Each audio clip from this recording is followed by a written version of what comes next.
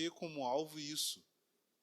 Quando você pensa em comunhão, em relacionamentos, em crescer nessas coisas, por que a gente preza tanto por isso? A gente preza muito pelos relacionamentos, porque a gente crê que, assim como Deus, o Deus que nós cremos é um Deus triuno, é uma comunidade de amor eterna.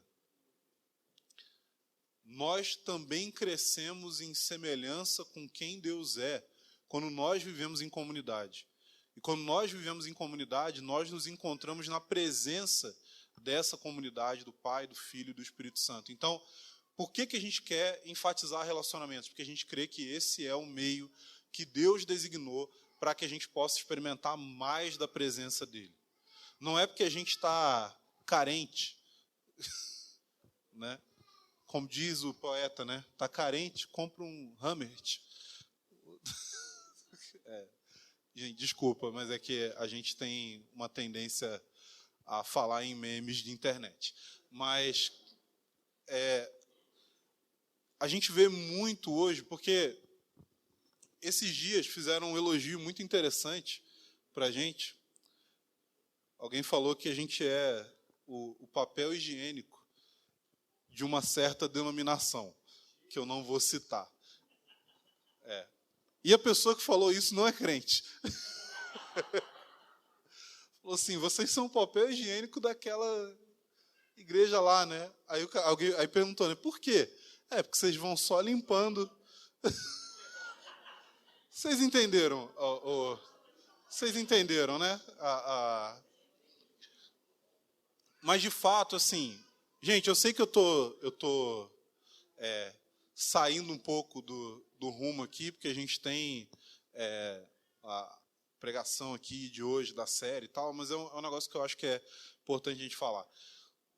Falaram que a gente, né, tem esse papel aí, porque, de fato, a gente acaba recebendo aqui nessa comunidade muita gente ferida por abuso de autoridade, ferida por experimentar diversos tipos de carnalidade no âmbito da igreja evangélica. E aí as pessoas chegam aqui, e elas chegam quebradas, e elas chegam feridas, e elas chegam cansadas, e muitas vezes até meio que desacreditando que qualquer coisa possa... Eu sei que vários de vocês estão aqui e vieram para cá naquele espírito do vou pagar para ver. Tipo assim... vamos ver, então, se sai alguma coisa. Só que, qual que é o problema? Não tô querendo diminuir o prejuízo que certas pessoas experimentam em determinados contextos religiosos, mas a questão é que o fato de você ser ferido em um ambiente religioso pode fazer com que você tenha uma resposta religiosa àquela ferida. E ao invés de você se voltar para Deus, fazendo parte dessa comunidade, querendo experimentar mais da presença, querendo conhecer mais a Deus, querendo se livrar das cargas religiosas que foram colocadas sobre você, você simplesmente faz uma certa transição para um tipo de religiosidade diferente. E é algo que eu já falei aqui inúmeras vezes. Às vezes as pessoas tiveram um certo trauma numa denominação, e aí elas vão para quê? Elas falam assim, eu estou ferido, eu preciso ser cuidado, eu preciso de ajuda. E elas encontram alguém que vai curar todas aquelas feridas dela. Alguém que vai dar para elas o que elas nunca receberam. Alguém que vai abraçar elas e cuidar delas e restaurar elas. E essa pessoa que eles encontram é o famigerado pai espiritual. Eu já falei assim que eu não quero que fale que eu sou pai espiritual, porque se alguém falar pai Arlindo, né? Assim, parece que puxa um outro negócio que eu não quero, né? Né? E aí tem os agravantes, né? Se eu for falar da história da minha família aqui, gente. Mas a pessoa encontra esse tal desse pai espiritual. Nossa, agora eu tenho um pai que cuida de mim e tal. E, gente, eu vou falar na real com vocês, sabe o que é isso? Na maioria das vezes, o que eu vejo, chama dependência emocional. As pessoas, elas encontram alguém que, no fim das contas, vai substituir Jesus.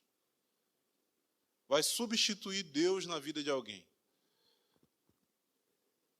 E se você está aqui, eu quero te falar o seguinte: independente de como você foi ferido, de quais experiências negativas você teve, o que a gente crê que você mais precisa, assim como é aquilo que eu mais preciso, e todos aqui mais precisam, é da presença de Deus.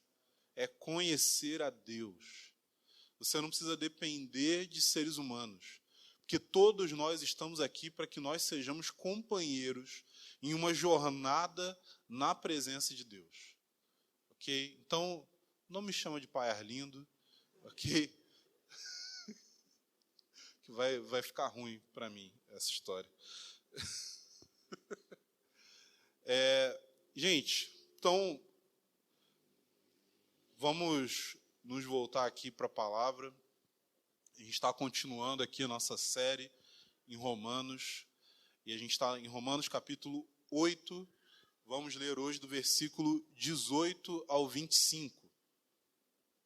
Romanos 8, do 18 ao 25.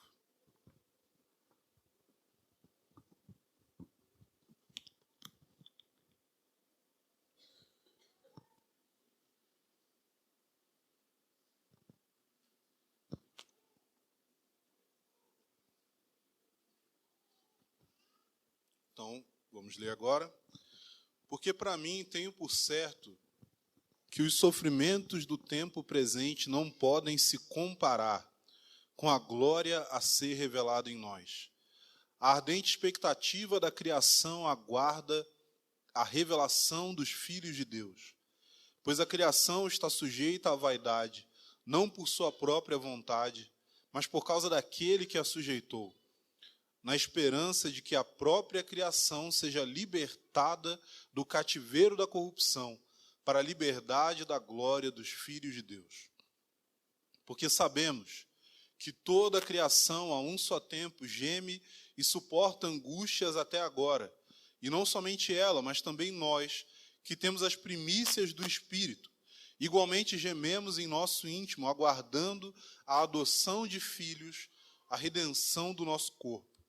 Porque na esperança fomos salvos. Ora, a esperança que se vê não é esperança, pois quem espera o que está vendo? Mas se esperamos o que não vemos, com paciência o aguardamos. Senhor, revela-nos a Tua palavra. Abre os olhos do nosso coração. Leva-nos a ter uma compreensão mais profunda das Escrituras. Espírito Santo, nós te pedimos, aplica a Tua palavra em nós. O Senhor conhece o coração de cada um aqui. O Senhor sabe a nossa necessidade, as nossas mais íntimas necessidades. E é só você, Espírito Santo, que pode fazer com que essa palavra se encaixe perfeitamente naquilo que nós precisamos aprender para caminhar contigo nesse tempo. Em nome de Jesus, libera sobre nós espírito de sabedoria e de revelação. Amém. Então, essa passagem aqui, ela tem uma expressão muito conhecida, né? Que é a expressão manifestação dos filhos de Deus. Essa expressão ela já foi usada em vários contextos na história da igreja, talvez você já ouviu em alguns desses contextos. Um deles na verdade, é mais antiga, lá para a década de 40, 50. Aconteceu num movimento que tinha sede lá no Canadá, que foi um movimento conhecido como Chuva Serôdia. Esse movimento ele trouxe várias contribuições para o corpo de Cristo, mas ele também trouxe vários malefícios, né? Então, como praticamente tudo que é humano, ele tinha suas vantagens e as suas desvantagens. Ele tinha seus pontos fortes e seus pontos fracos. Ele tinha aquilo que claramente demonstrava a graça de Deus, mas ele também tinha aquilo que era claramente uma manifestação da pecaminosidade humana. Qualquer movimento humano vai ter isso. E nesse movimento Chuva Serôdia, que acontece algumas décadas depois do movimento pentecostal, o que a gente vê ali é o seguinte: pessoas que haviam sido influenciadas pelo avivamento que aconteceu na Rua Azusa, que se espalhou pelos Estados Unidos e pelo mundo, que começou a despertar pessoas para a necessidade de serem revestidas pelo poder do Espírito Santo. E ali aqueles irmãos, no Canadá, influenciados por isso, então já eram pessoas que tinham tido experiências de serem cheias do Espírito, tinham tido experiências de falar em outras línguas, de profetizar, de manifestar os dons do Espírito Santo. Eles começaram a investigar as Escrituras e perceber algumas coisas que talvez os irmãos de Azusa não tinham visto naquele período. Uma das coisas que eles perceberam é que o dom do Espírito Santo, ou seja, a experiência de preenchimento com o Espírito, de acordo com as Escrituras, podia ser experimentada através da imposição de mãos. Talvez para você, para mim hoje, isso é algo muito comum. A gente está muito acostumado, as pessoas vêm aqui na frente ou pedem para alguém do lado, e aí você ora pela pessoa, você impõe as mãos sobre ela. A gente tem aqueles momentos em que a unção do Espírito Santo está forte no ambiente ou está forte sobre alguém, e aí essa pessoa que está recebendo oração com imposição de mãos começa a experimentar manifestações do Espírito, começa a experimentar a presença de Deus de maneira mais intensa, às vezes cai no chão ou qualquer manifestação desse tipo, mas até aquele momento, desde a Rua Azusa, qual que era a perspectiva dos irmãos pentecostais? Era que você precisava de um período de espera pelo Espírito Santo. Talvez você já foi de uma denominação pentecostal mais tradicional, né? Uma daquelas primeiras ali, que talvez ainda tinha essa prática, de que assim, você quer receber o Espírito Santo, você quer ser cheio, você precisa esperar. Você precisa se arrepender de todos os seus pecados. Você precisa ter um período de uma espécie de purificação para que você pudesse receber o Espírito. Se você ler relatos, por exemplo, a gente tem um livro que a gente publica aqui da Editora Impacto, que é sobre a história do avivamento de Azusa, que é o relato do Frank Bartleman, que foi um cara que estava bem envolvido ali no movimento, e ele fala a respeito dessas experiências. As pessoas chegavam naquele prédio lá de Azusa, e aí o líder do movimento, né, William Seymour, ele estava lá com a cabeça enfiada dentro de um caixote, orando. Era assim que ele liderava o avivamento. Eu acho que é assim que se lidera um avivamento, né? Com a cabeça enfiada dentro de um caixote, orando. E as pessoas chegavam lá naquele prédio, e algumas delas, elas chegavam, ele comenta, né, o Frank Bartleman, chegavam homens lá que eram cheios de títulos, que tinham muitas realizações ministeriais, e eles chegavam com muita pompa, acreditando que assim, não, eu vou lá e eu vou liderar esse movimento. E ele fala que essas pessoas, elas eram imediatamente abatidas, e elas ficavam ali, às vezes, dias, quietos em um canto, humilhados debaixo da mão de Deus, até o momento em que elas tinham sido a tal ponto esvaziadas que elas começavam a ser preenchidas com o Espírito. Essa era a experiência de muitos ali em Azusa. Mas, como eu disse, né, quando você chega nesse movimento Chuva Serôdia, e esse termo, Chuva Serôdia, é um termo que, inclusive, foi usado para o movimento pentecostal, bem no seu início, que tem a ver com uma expressão que é usada pelos profetas no Antigo Testamento, né, que tem a ver com as chuvas que vêm em preparação para a colheita final. Então, porque muita gente acreditava que aquele avivamento ali seria o último avivamento antes da volta de Jesus. Então, por isso, o termo Chuva Serôdia, né, aquela chuva que cai, amadurece os frutos e aí vem o tempo da ceifa. Os caras estudando a Bíblia, vendo o livro de Atos, vendo como os apóstolos atuavam, vendo coisas que aconteceram ali, eles entenderam, olha, o Espírito Santo pode ser transmitido, os dons podem ser transmitidos, as experiências podem ser transmitidas através da imposição de mãos. E eles começaram a praticar isso. E isso foi um passo além do que a Azusa tinha experimentado. Não só isso, mas no movimento Chuva Serôdia começou-se a enfatizar a necessidade de olhar para os outros ministérios que você tem na Bíblia, os ministérios de, não só o ministério de pastor, mas os ministérios de apóstolo, profeta, evangelista e mestre, que não eram enfatizados, né? Por algum motivo, na história da igreja, todos esses outros ministérios eles foram, entre aspas, desaparecendo, e ficou apenas o ministério do pastor, ou o ministério do pastor / mestre, como é a interpretação de algumas igrejas. Então, tem igrejas que acreditam que pastor e mestre são duas coisas que sempre vão andar em conjunto.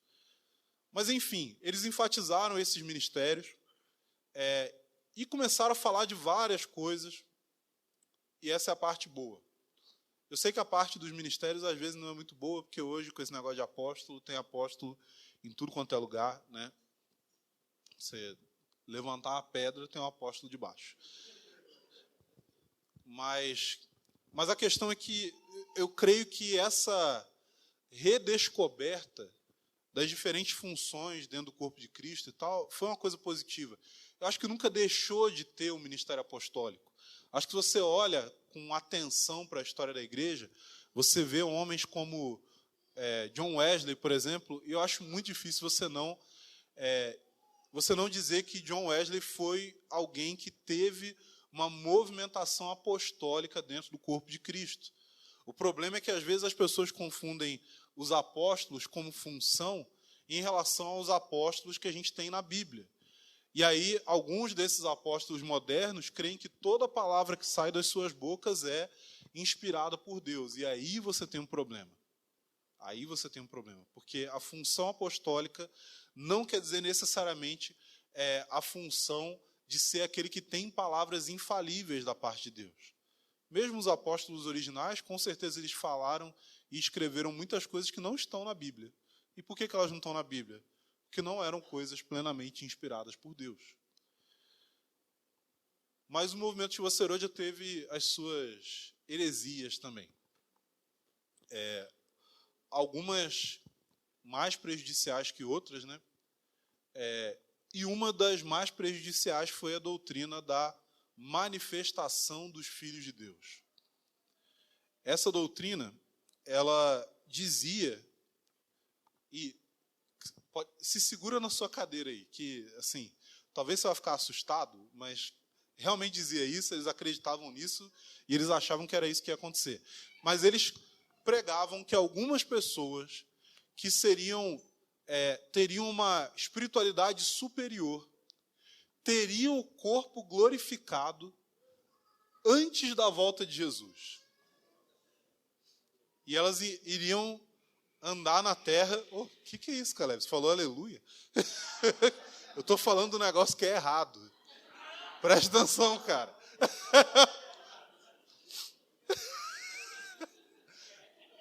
Zoeira, gente. Então, eles acreditavam que pessoas iam alcançar esse nível superior de espiritualidade a tal ponto que elas teriam um corpo glorificado e andariam pela terra preparando a igreja para a volta de Jesus. Assim, não preciso argumentar com vocês, né, que não é esse o caso. A glorificação do corpo, de acordo com as Escrituras, claramente tem a ver com o momento da volta de Jesus, onde aqueles que estão mortos vão ressuscitar e aqueles que estiverem vivos vão ter os seus corpos transformados. E em nenhum momento, não vai acontecer um momento antes disso, nem um momento depois disso. Vai ser nesse momento. Mortos ressuscitando, vivos tendo seus corpos glorificados, todos com corpos glorificados se unindo ao Senhor conforme Ele vai vindo para a terra. E é óbvio que, hoje em dia, dificilmente você vai encontrar pessoas que acreditam nessa doutrina. Mas existe um problema quando nós não estudamos ou não damos atenção à história da igreja. Porque, em algumas ocasiões, outras pessoas se levantaram pregando essa mesma doutrina, mas não necessariamente chegando às suas conclusões lógicas. Pessoas pregaram a respeito da manifestação dos filhos de Deus, como se fosse algo que aconteceria antes da volta de Jesus. Como se a manifestação dos filhos de Deus fosse algo que precederia a volta de Jesus para, de alguma forma, preparar a igreja para a vinda do Senhor. E eu sei que as pessoas que pregaram isso não estavam mal intencionadas, não estavam querendo inserir uma heresia no corpo de Cristo, não estavam querendo, de fato, distorcer as Escrituras, mas o problema é que quando nós não somos consistentes com os nossos pensamentos, alguém vai levar aquele pensamento às suas conclusões lógicas. E isso daí vai fazer mal. Exemplos de doutrinas que são desse tipo, uma outra doutrina que também foi pregada pelo movimento da Chuva Serôdia, e isso já foi bem no final, quando a coisa já estava bem degradada, foi a noção de casamento espiritual. O que seria o casamento espiritual? O casamento espiritual, de acordo com a doutrina desse movimento, era o seguinte: o que a Bíblia diz? A Bíblia diz que o que Deus uniu não separe o homem. Você já percebe onde eu vou chegar, né? Então, o que acontecia? Um indivíduo era casado, e aí ele se deparava com essa doutrina, ele descobria essa doutrina, né, com grandes aspas, né? Ele descobria essa doutrina, e qual que era a conclusão que ele chegava? A conclusão era: olha, eu me casei, mas eu não me casei na vontade de Deus. Então, isso significa que o meu casamento não foi um casamento que Deus uniu. Então, aquilo que Deus uniu não separa o homem, mas o que Deus não uniu pode separar a qualquer hora. E isso foi trazendo uma série de outras aplicações, como, por exemplo, olha, eu sou casado, mas agora eu encontrei uma irmã com a qual eu tenho identificação espiritual, identificação de ministério. Então, qual que é a minha conclusão? Olha, não era vontade de Deus que eu casasse com a minha esposa, era vontade de Deus que eu casasse com essa outra irmã, né? Coincidentemente, né, essa outra irmã tinha a metade da idade do cara, né?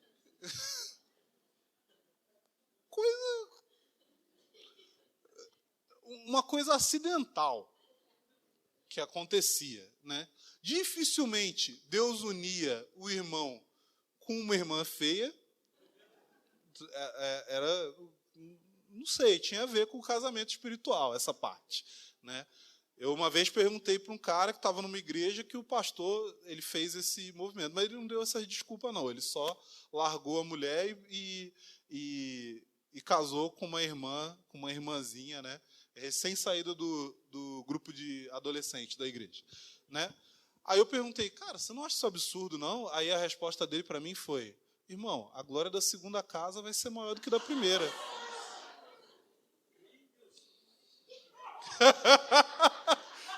O cara quase soltou um Ave Maria. Mas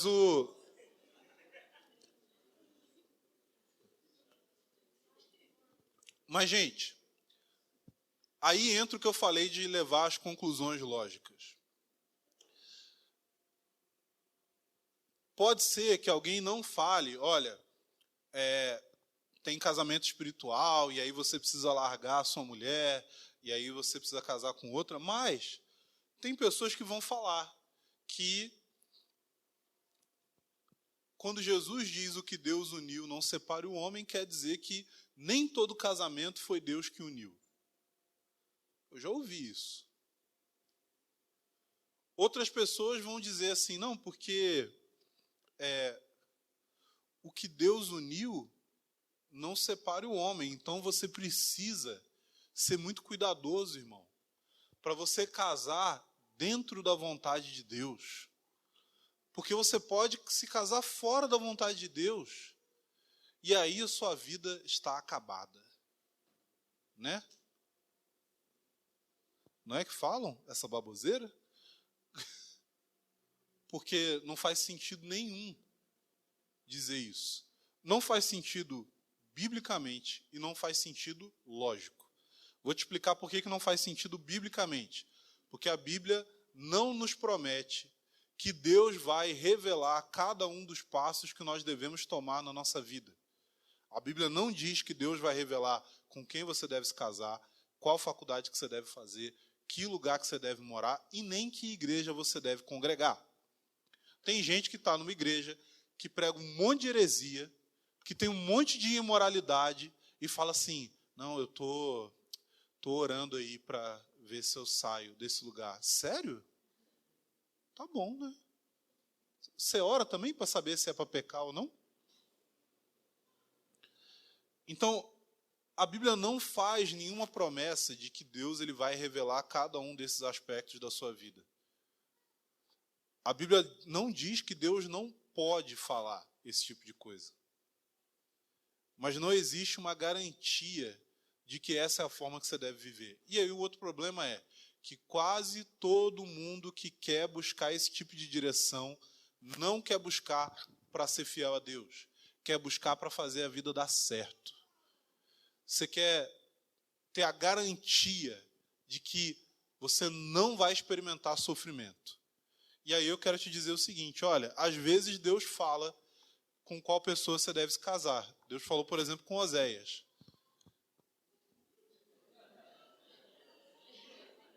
Se você não sabe, Oséias foi um profeta que Deus ordenou que ele se casasse com uma prostituta. Mas, gente, não faz sentido lógico também. Porque pensa aqui comigo.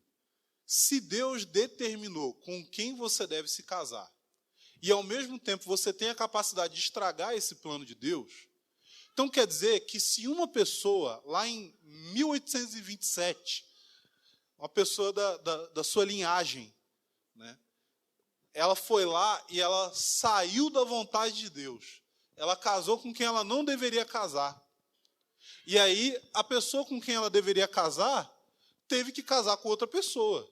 Ou seja, ela estragou a vontade de Deus para a vida dela, mas estragou a vontade de Deus para a vida do outro também.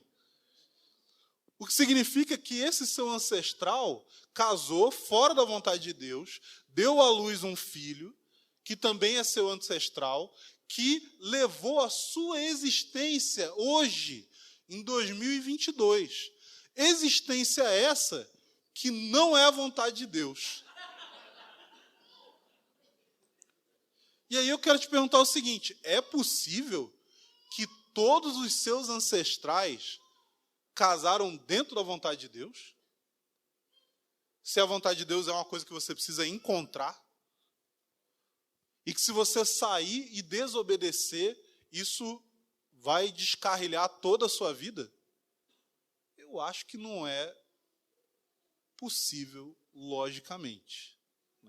A não ser que você crie uma outra doutrina. Não, é porque a minha família, todo mundo é salvo, porque todo mundo casou dentro da vontade de Deus.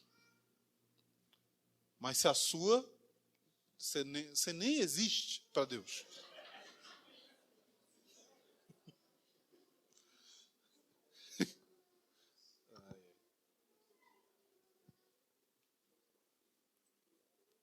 Enfim.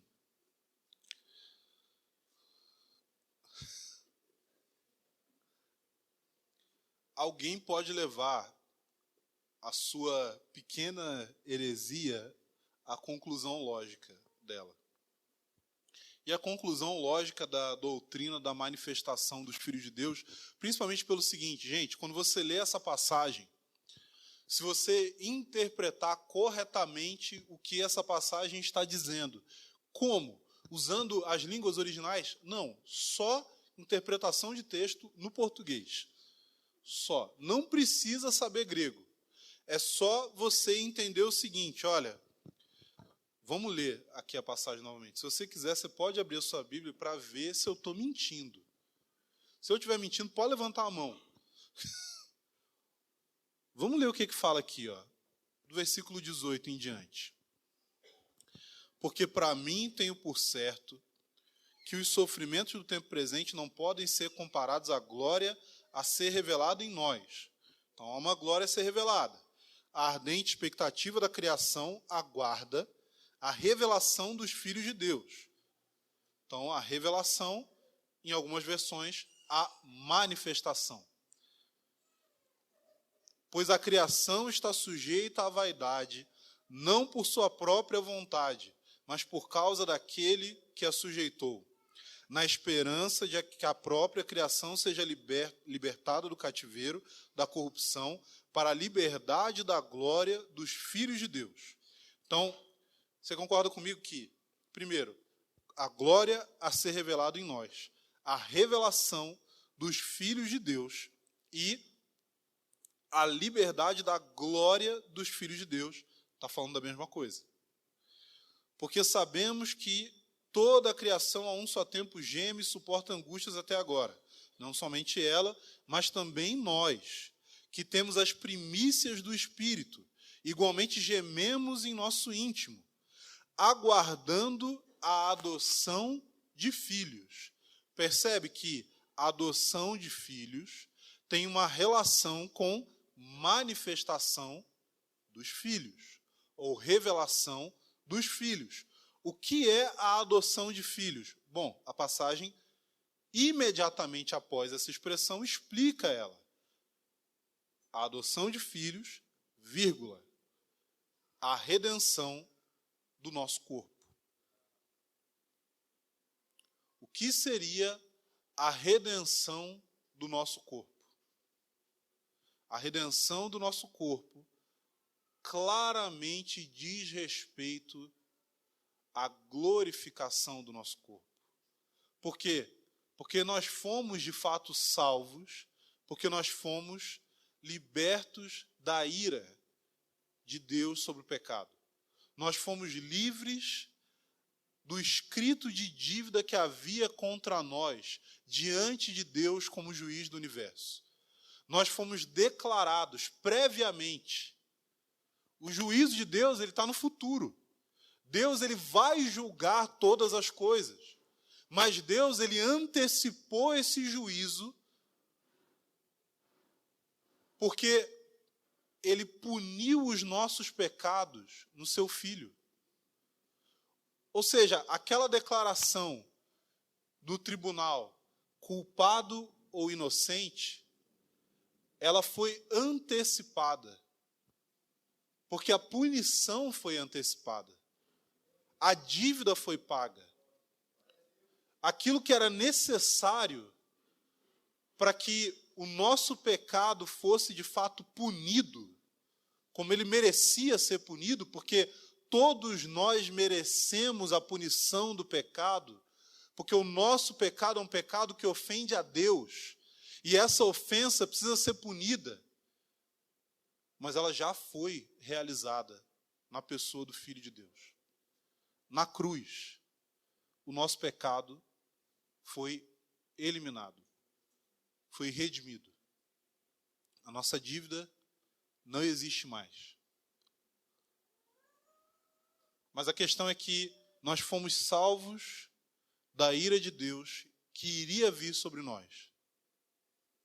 Nós fomos salvos do domínio do pecado sobre o nosso coração. Por quê? Porque por meio da obra de Cristo, Cristo liberou, ele teve a possibilidade de liberar sobre nós o seu Espírito, e ele quebrou a escravidão do pecado. E hoje, o Espírito de Cristo que habita em nós pode nos santificar, ou seja, ele pode gradualmente nos libertar do poder do pecado que domina sobre nós, porque o poder desse pecado sofreu um golpe mortal na cruz. E ele não vai conseguir permanecer nos segurando. É como se o pecado fosse, como se houvesse uma mão que segura o nosso braço firmemente, não nos deixando escapar. E essa mão ela foi golpeada. e o sangue dessa mão começou a verter, e a força desse punho começou a se soltar. E a questão é que, até o fim, esse punho vai se abrir. Ele não vai poder mais nos reter.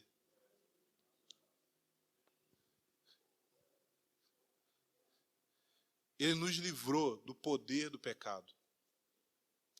Ele nos livrou da culpa pelo pecado, da dívida do pecado. Mas Ele vai nos livrar permanentemente da presença do pecado.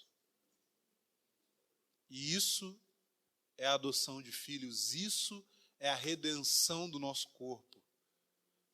Porque ainda que o nosso coração pertença a Cristo, ainda habita na nossa carne o pecado que nos assedia diariamente. Nós crescemos em santidade na medida que nós conhecemos a Deus, e o nosso interior é transformado pelo poder do Espírito Santo.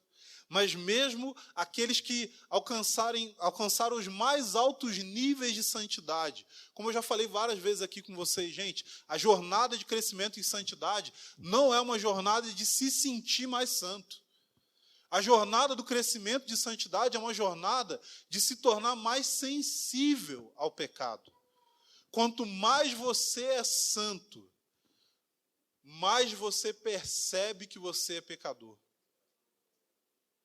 Talvez pecados grosseiros não te incomodavam no início da sua caminhada, mas um pequeno pensamento impuro vai te afligir profundamente, uma vez que você cresceu em maturidade cristã e intimidade com Deus.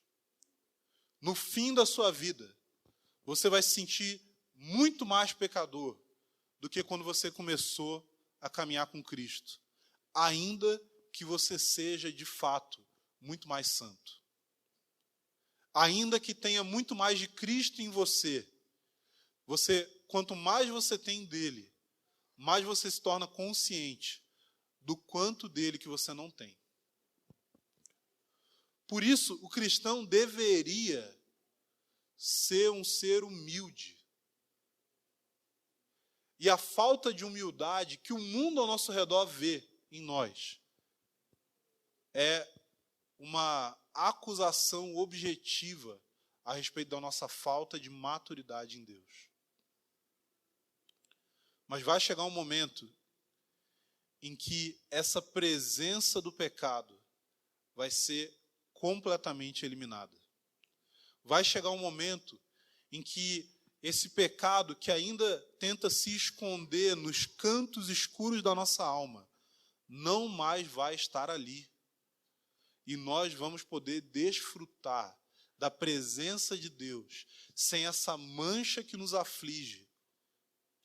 E nada vai impedir a nossa visão a respeito de quem Ele é.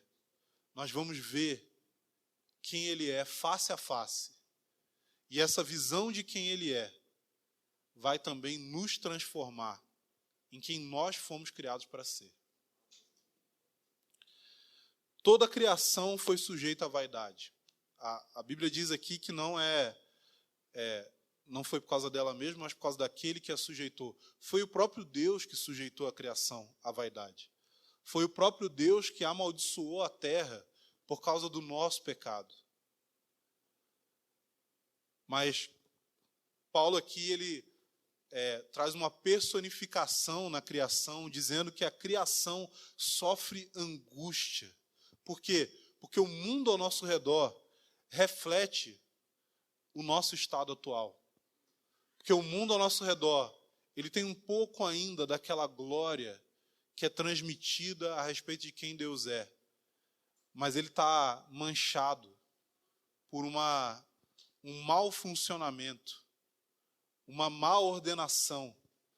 Mas quando nós formos plenamente transformados, o mundo ao nosso redor vai refletir a glória de Deus que brilha ou que brilhará através de nós. Nós aguardamos esse momento. Essa é a nossa esperança. E ainda que nós tenhamos tribulações, sofrimentos, dificuldades, sejam essas dificuldades causadas pelo nosso próprio pecado, sejam essas dificuldades causadas pelo nosso desejo de seguir Jesus no caminho que ele percorreu, sejam essas dificuldades simplesmente vindas do fato de nós sermos humanos. Nós temos um corpo corruptível, nós vivemos em um mundo que é tomado pelo pecado, num sistema que é dominado por Satanás.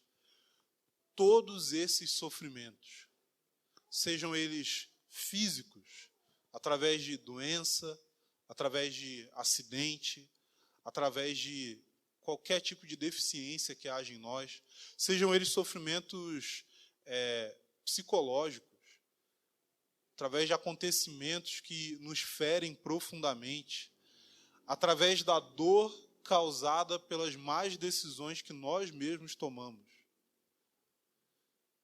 Seja simplesmente sofrimento por falta de coisas que nós tivemos durante a nossa vida, ou falta de coisas até mesmo na nossa composição química cerebral.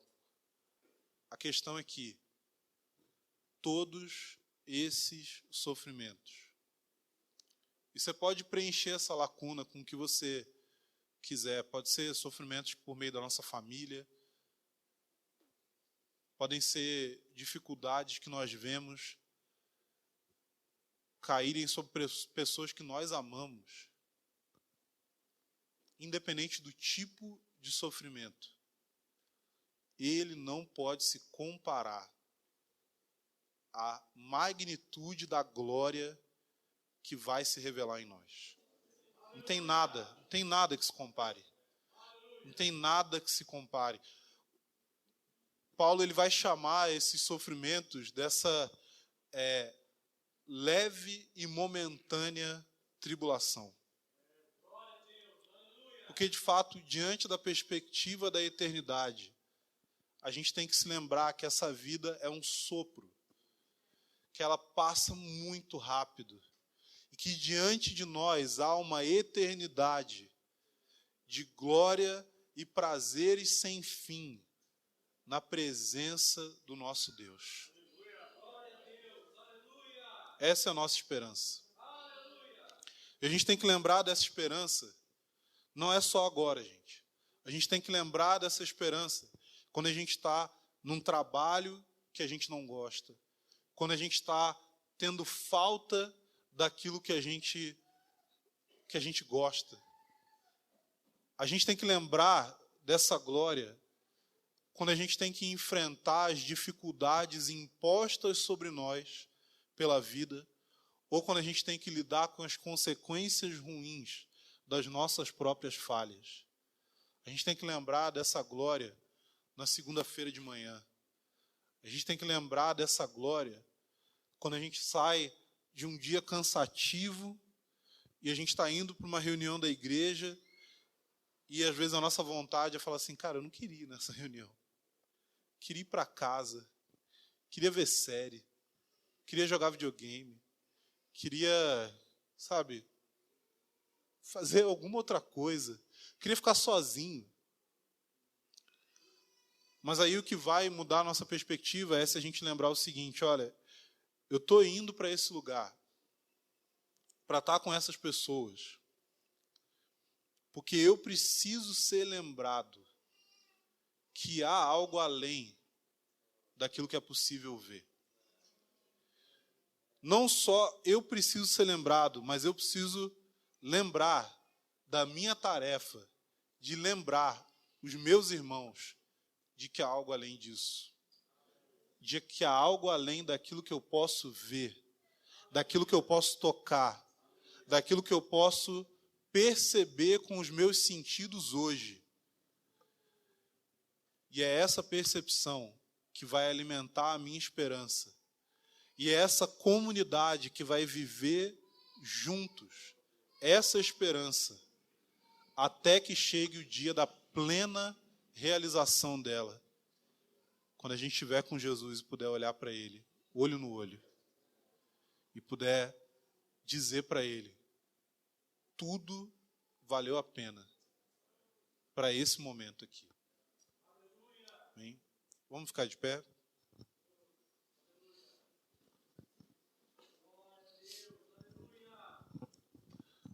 Senhor, nós te damos graças,